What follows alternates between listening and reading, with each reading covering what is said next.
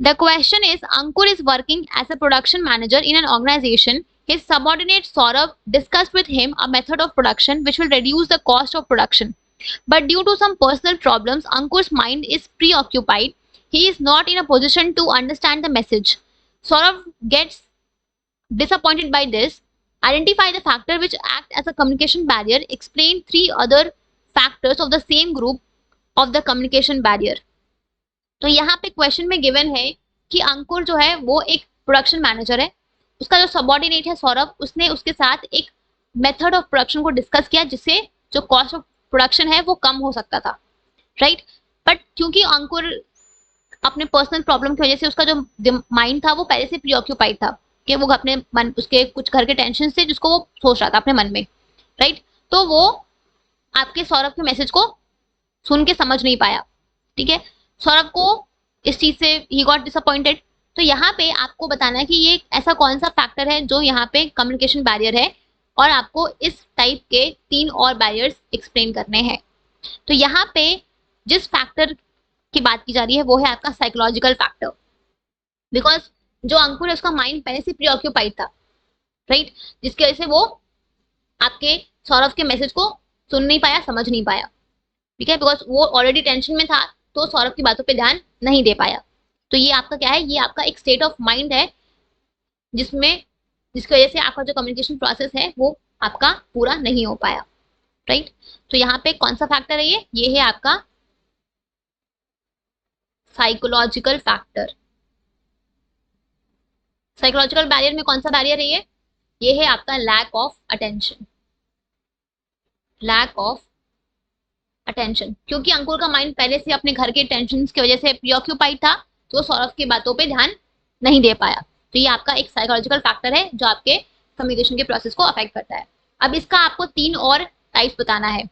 तो और आपके कौन कौन से टाइप्स होते हैं साइकोलॉजिकल बैरियर के, तो एक होता है आपका प्री मैच्योर इवैल्यूएशन, एक होता है आपका pre mature evaluation. Pre mature evaluation क्या होता है, कुछ लोगों की आदत होती है कि वो बिना बात सुने ही जजमेंट फॉर्म कर लेते हैं, कि बिना पूरी बात सुने वो पहले ही अपना राय बना लेते हैं, राइट। तो ये भी कभी कभी आपके कम्युनिकेशन के प्रोसेस को अफेक्ट करता है, आपके कम्युनिकेशन के प्रोसेस को नेगेटिवली इम्पैक्ट करता है, ठीक है। इसको हम बोलते हैं प्री मैच्योर इवैल्यूएशन की बिना पूरी बात जाने, बिना पूरी बात सुने आपने पहले से ही अपनी राय, अपनी जजमेंट बना ली। तो ये कभी कभी आपके कम्युनिकेशन के प्रोसेस को अफेक्ट करता है, ठीक है। दूसरा होता है आपका second is your loss by transmission, loss by transmission और पुअर रिटेंशन, और पुअर रिटेंशन। अब जनरली क्या होता है कि हम किसी भी ऑर्गेनाइजेशन में जो कम्युनिकेशन होता है उसको अलग अलग लेवल के थ्रू पास होना होता है, राइट। अब क्योंकि फिल्टरिंग पॉइंट्स बहुत ज्यादा है तो इन दैट केस जब भी आप कम्युनिकेशन को ट्रांसमिट करोगे तो इन दैट केस आपका जो कम्युनिकेशन है वो डिस्टॉर्ट हो सकता है, राइट। तो ये आप भी आपके कम्युनिकेशन को इनफेक्टिव बना देता है। ऑल्सो अगर मान लो कि आप कम्युनिकेशन को ट्रांसमिट कर रहे हो तो इन दैट केस कुछ लोग होते हैं जो आपके मैसेजेस को ज्यादा लंबे टाइम तक आपके मैसेज को रिटेन नहीं कर पाते, राइट।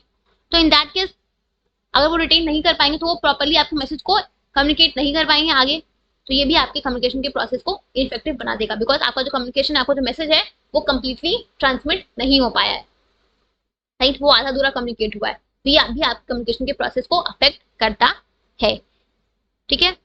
तो ये होते हैं आपके फैक्टर्स, साइकोलॉजिकल फैक्टर्स जो आपके कम्युनिकेशन के प्रोसेस को अफेक्ट करते हैं, ठीक है। बिकॉज जो लोग होते हैं वो जनरली इन्फॉर्मेशन को बहुत लंबे टाइम तक रिटेन नहीं कर पाते हैं, बिकॉज वो इनअटेंटिव होते हैं या फिर उनका माइंड पहले से प्रीऑक्यूपाइड है, तो वो आपके मैसेज को प्रॉपर्ली सुन नहीं पाएंगे और रिटेन नहीं कर पाएंगे। तो इन दैट केस जब वो उसको आगे कम्युनिकेट करेंगे तो आपका जो मैसेज होगा वो या तो डिस्टॉर्टेड होगा या फिर आपका आधा अधूरा होगा, ठीक है।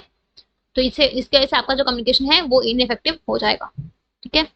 तीसरा होता है आपका डिस्ट्रस्ट।